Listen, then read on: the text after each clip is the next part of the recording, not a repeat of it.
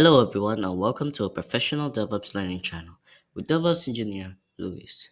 In today's video, we're going to be learning about the difference between tags and branches. So, the difference between tags and branches. Our first difference is that tags are immutable, which means they cannot be changed, and branches are mutable, which can always be changed. Tags are unmodifiable, which means they're fixed and rigid. While branches are modifiable, which means like you can rename them, you can move them, or you can delete them. So as tags, but you can't rename them or move them. Tags are created after the product release, which is after production, whereas branches are created to work on a new feature, such as the development branch, the staging branch, and the master branch.